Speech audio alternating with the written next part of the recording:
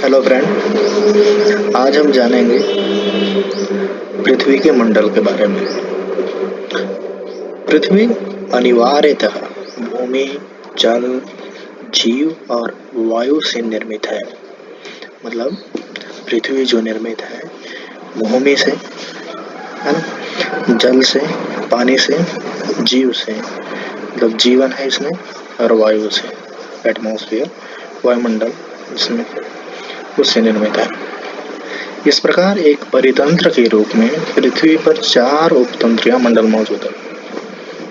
इसका मतलब एक 4 उपतंत्र या मंडल मौजूद है, जैसे भूमि, जल, जीव और वायु। इसको ध्यान से समझें। पहला देखिए स्थल मंडल, मतलब भूमि का बात हो रहा है। स्थल मंडल में पृथ्वी की भूगर्भपट्टी का ठोस भाग आता है, पृथ्वी के ऊपरी भाग, जिसमें ऊपरी भाग, पृथ्वी के ऊपरी भाग को भूगर्भपट्टी कहते हैं।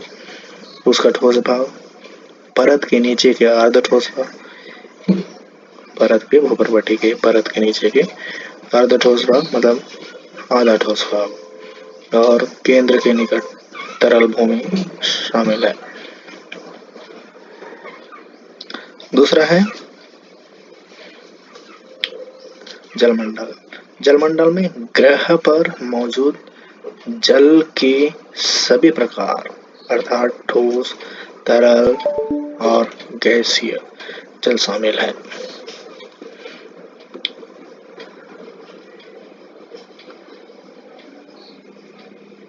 यहाँ स्थल मंडल है, स्थल मंडल में समझ आ गया। उसके बाद है ये जलमंडल। जलमंडल में ग्रह पर मौजूद जल के सभी प्रकार। जल के कितने प्रकार होते हैं? ठोस रूप में होता है जल, उसका तरल रूप में होता है, और उसके बाद है गैसीय रूप में।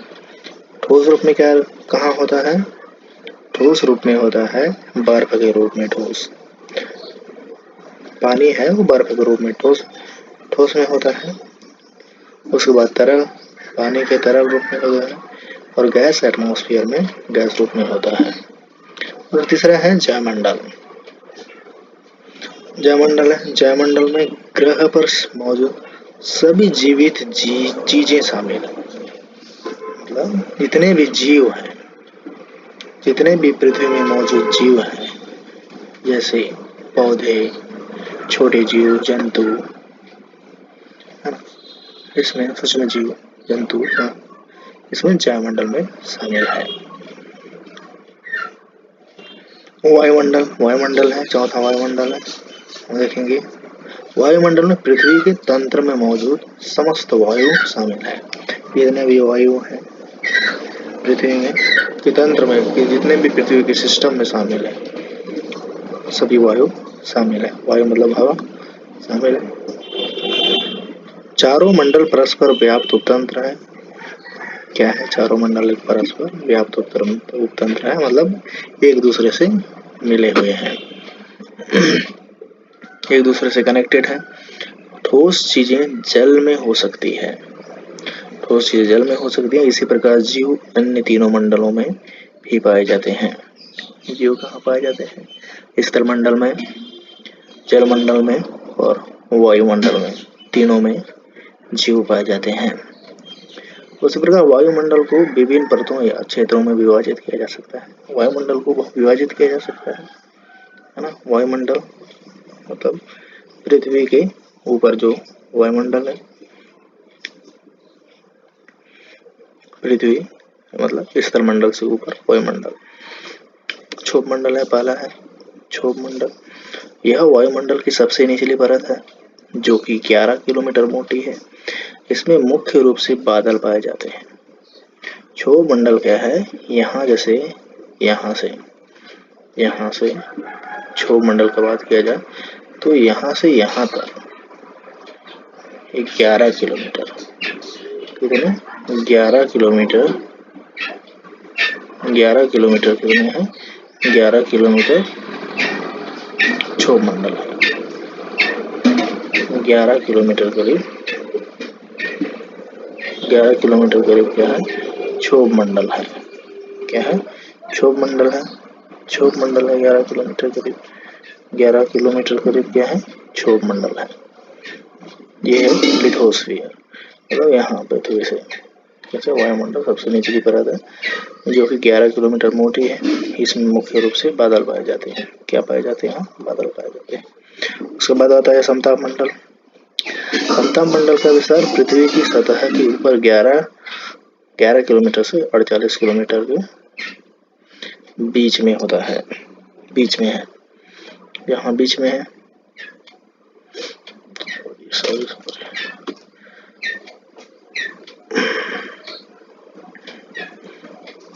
बीच में है,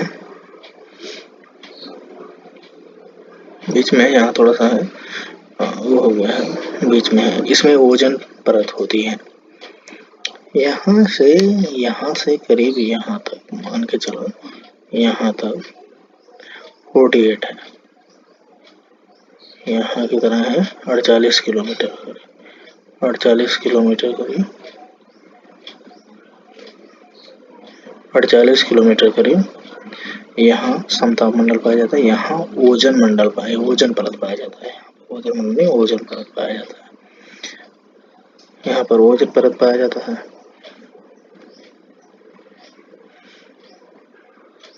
ओजोन परत पाया जाता है। ओजोन परत होती है जो कि सूर्य से निकलने वाले हानिकारक पराबैंगनी विकिरण को अवशोषित करती है। देखो, यहाँ से निचली से 11 किलोमीटर, नीचे से 11 किलोमीटर मोटा क्षोभ मंडल है। और समताप मंडल जो है 11 किलोमीटर से 48 किलोमीटर के बीच में है। यहाँ से लेकर यहाँ तक करीब समताप मंडल है। और इसी में ओजोन परत पाया जाता है जो सूर्य से निकलने वाली जो पराबैंगनी विकिरण को अवशोषित कर लेती है। कहाँ पर पाया जाता है, समताप मंडल में ही क्या पाया जाता है, ओजोन परत पाई जाती है। उसके बाद होता है मध्य मंडल। मध्य मंडल समताप मंडल के ऊपर होता है। यहाँ से इसे ऊपर और मध्य मंडल होगा।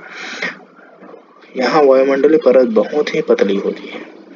अब यहाँ से कुछ किलोमीटर मध्य मंडल है।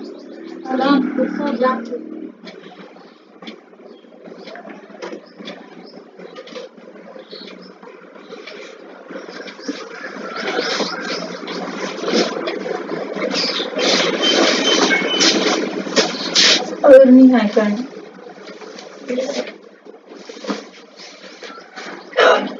जैकेट ने कहीं नहीं है।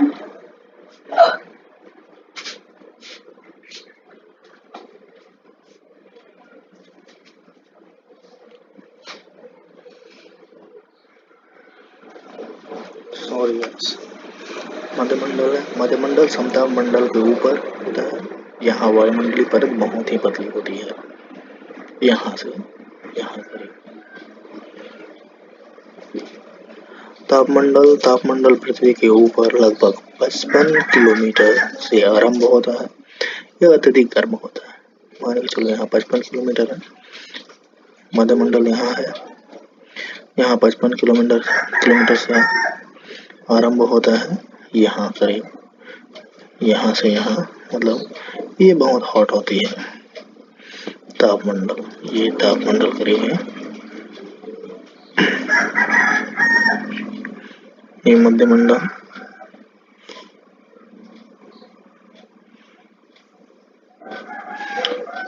और उसके बाद है बहिर्मंडल। बहिर्मंडल तापमंडल के ऊपर क्षेत्र होता है। यहाँ से यहाँ ये बहिर्मंडल करीब, यहाँ से यहाँ। उसके बाद होता है आयनमंडल। आयनमंडल अन्य वायुमंडलीय परतों को अधिव्याप्त करता है। यह वायुमंडल का वह हिस्सा है जो सूर्य के पराबैंगनी प्रकाश का द्वारा आयनीकृत होता है। इसका विस्तार पृथ्वी के 60 किलोमीटर से लेकर 1000 किलोमीटर तक है।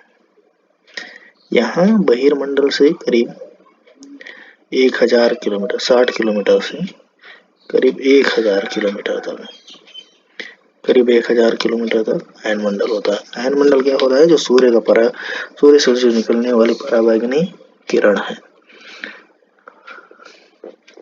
उससे वहाँ जो एयर्स है वो आयनीकृत होते हैं, आयनाइज्ड होते हैं, प्लस माइनस में टूटते हैं, आयनीकृत होते हैं, जो 1000 किलोमीटर तक है।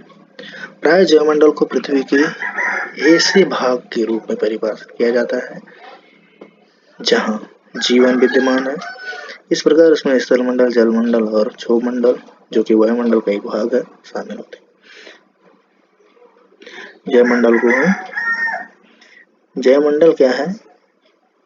जहां जीव पाया जाता है, जीवन विद्यमान है। और जीवन कहाँ विद्यमान है? स्थलमंडल में, है ना। स्थलमंडल में हम रहते हैं, जलमंडल में पानी, और क्षोभ मंडल में मतलब जो वायुमंडल का एक भाग है, जो 0 से 11 किलोमीटर के बीच में, वहाँ क्या होते हैं? जीव पाया जाता है। उसे क्या कहते हैं? जयमंडल के रूप में परिभाषित किया जाता है। Thank you.